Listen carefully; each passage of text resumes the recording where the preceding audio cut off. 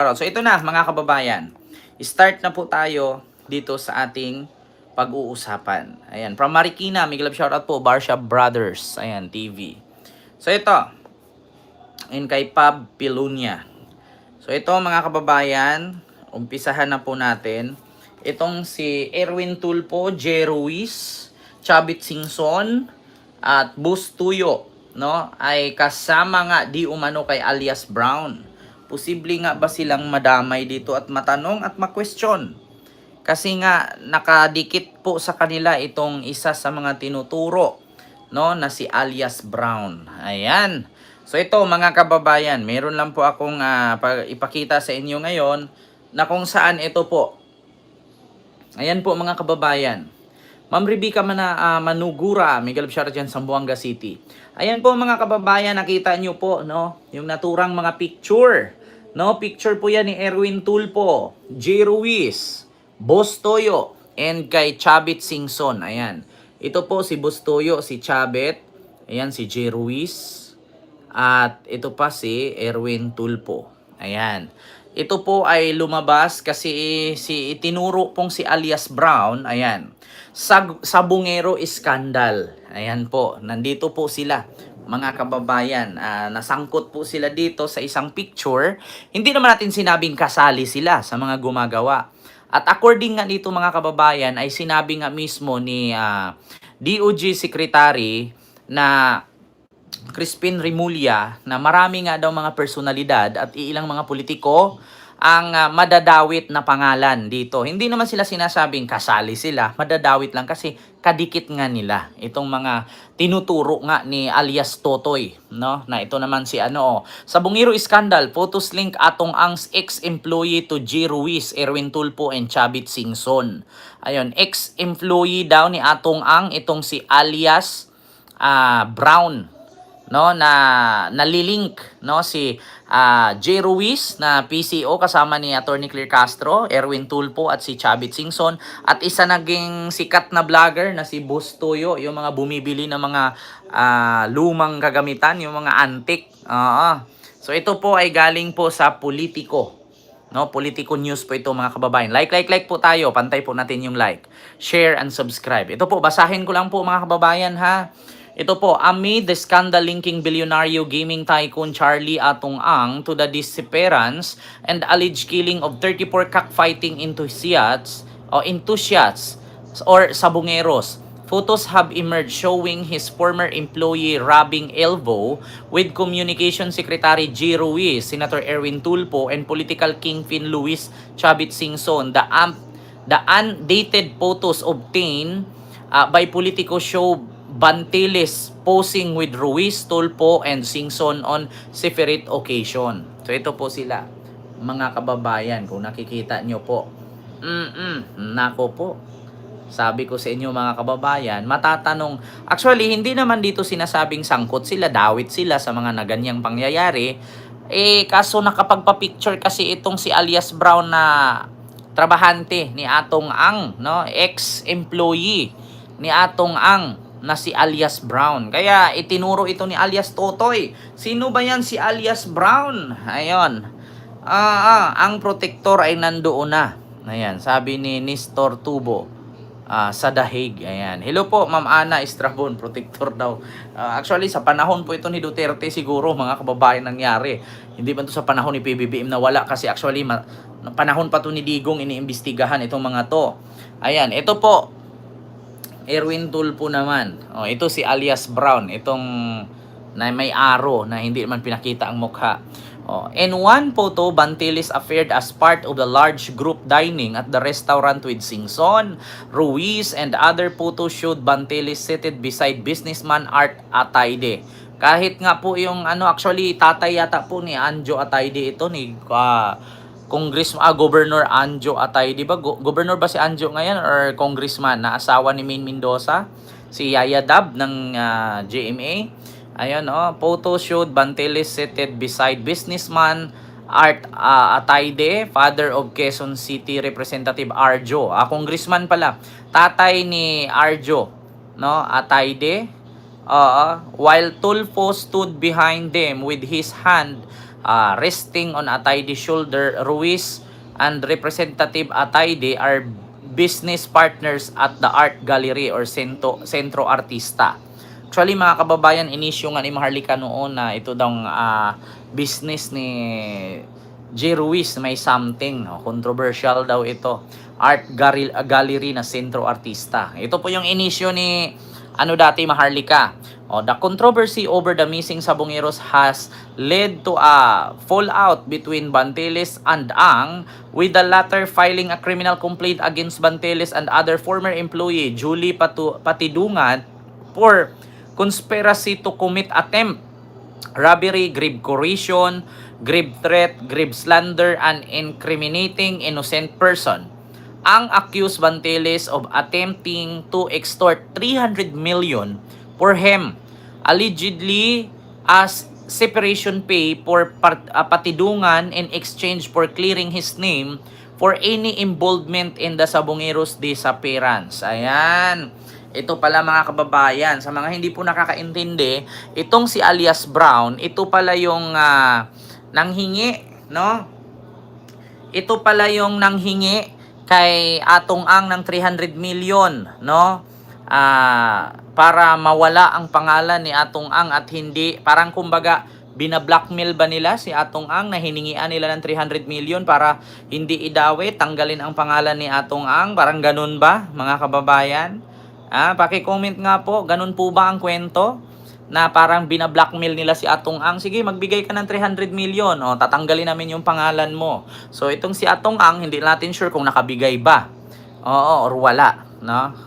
So yun po yun mga kababayan. Pero meron pa po akong ipapanood sa inyo na ito talaga mas klaro kasi galing po ito sa Billionaire News, mga kababayan. Billionaire News channel ito. Ipi-play ko lang po, panoorin nyo po.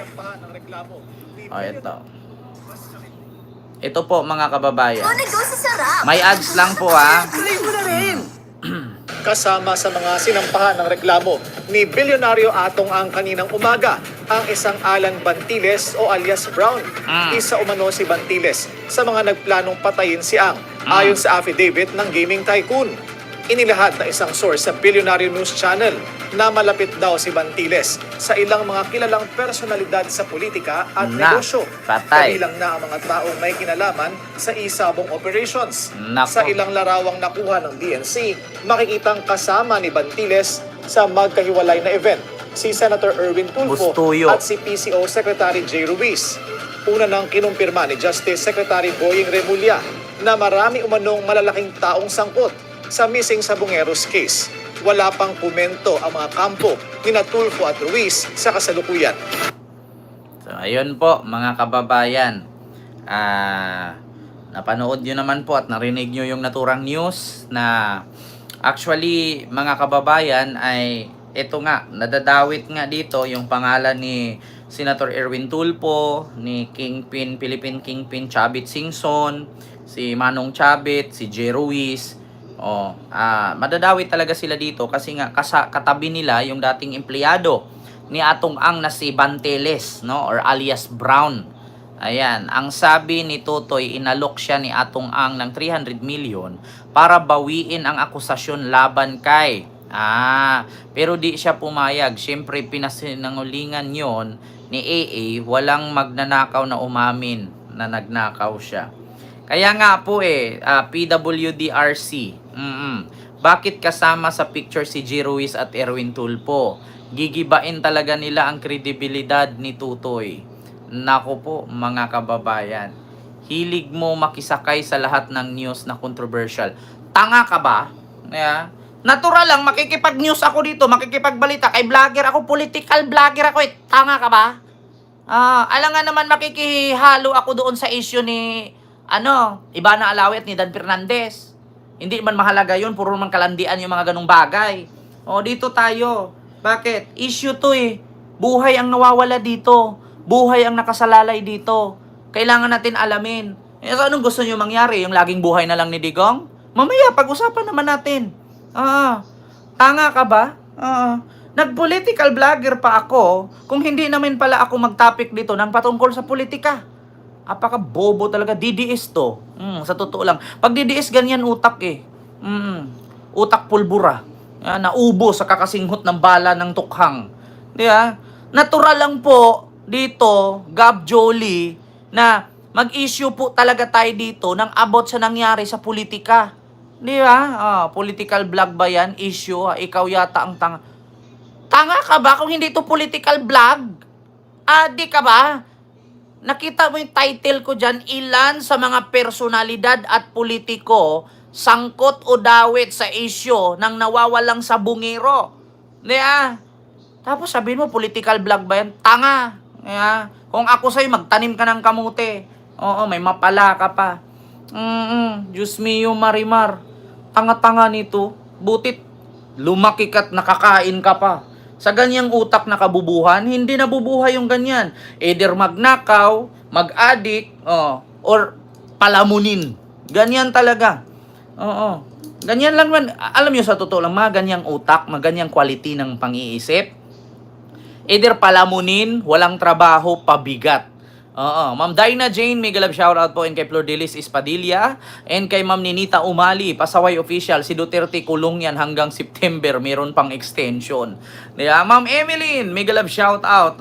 Tanga-tanga. Nakita naman niya, hindi daw political issue ito. So, sino si Erwin Tulfo? Sino si G. Ruiz? Sino si Chavit Singson? Hindi ba politiko yan?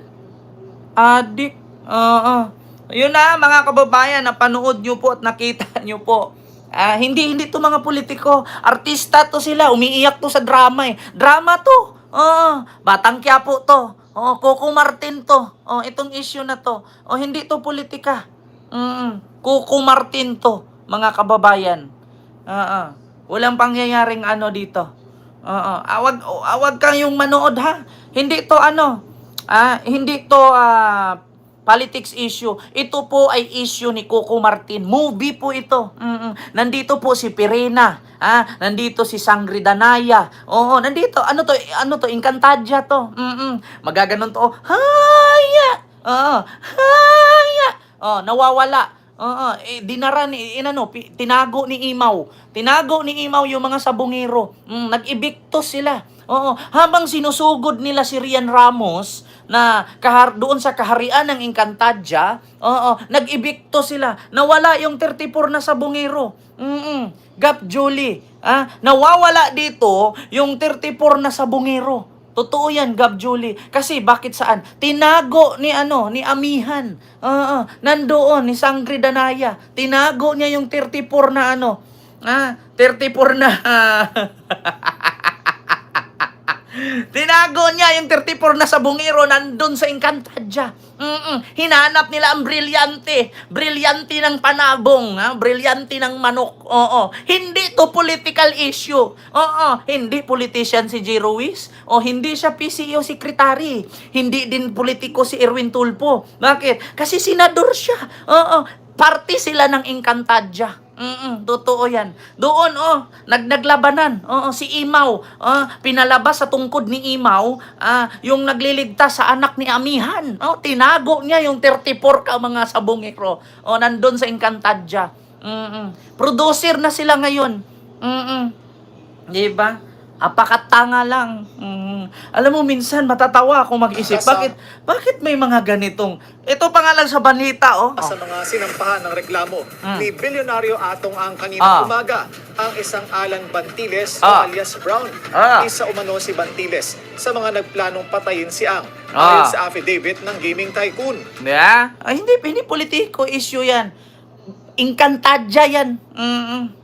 Diyos mio, Marimar, apakahirap paliwanagan nito mga DDS. Alam nyo, DDS, wag muna kayong manggambala sa aking topic, ha? Kasi yung mga nanonood natatawa. Hindi to political issue. Encantadia to. Andito si Coco Martin. Pinatay ni Coco Martin na pagkamalan siya doon ni Rigor na siya ang pumatay doon sa kapatid niya, anak ni Marites. Namatay, di ba? Namatay si Macoy de Leon. Sinaksak ni Jiquinca sa dibdib. Bakit? Napagkamalan si Tanggol. Galit na galit si Rigor. Di ba? Maghiganti si Rigor. Hindi yun political issue ito. Walang kinalaman. Movie ito. Abangan ninyo sa susunod na kabanata. Putang inang yan. Talaga, pag DDS, ambot na lang. Hindi to political issue. Ganyan ang mga DDS. Oo, like po kayo mga kababayan. So ito sunod mga kababayan. Hindi pa rin to political issue ha. Oo. Batang Quiapo na uwi sa Encantadia. Hindi nga political issue daw. Pasaway official. Ay, diba? So ito na mga kababayan, si PBBM, nakita nyo naman mga kababayan na si PBBM ay tawag dito, di ba sangkot doon yung pangalan ni G. Ruiz, yeah? May picture doon si G. Ruiz, nandoon si Erwin Tulfo, nandoon si Chavit Singson, nandoon si Bustoyo, yeah? So ang sabi ngayon ng palasyo mga kababayan ay hindi o walang sasantuhin si Pangulong Bongbong Marcos, no? Walang sasantuhin ang Pangulo sa missing Sabongero case. Walang sasantuhin. Ito ang sabi sa Billionaire News ito mga kababayan. Ito po, may ads lang mga kababayan. Anime yan. Kaya nga po, walang sasantuhin ang Pangulo sino man ang utak sa kaso ng missing Sabongeros. Lahat daw ng sangkot tiyak na mananagot. Narito ang agenda report ni Ivy Reyes. Narinig niya? Walang sasantuhin ang Pangulong Bongbong Marcos kung sino man ang nasa likod ng missing Sabongeros, kung politician ka man, hindi pala. Artista ka man, politician ka man. Encantadia ito hindi ito political issue. Ito ang sabi ni Pangulong Bongbong Marcos, walang sasantuhin. Naku po. Kung si Digong pa ito, walang makukulong. Bakit?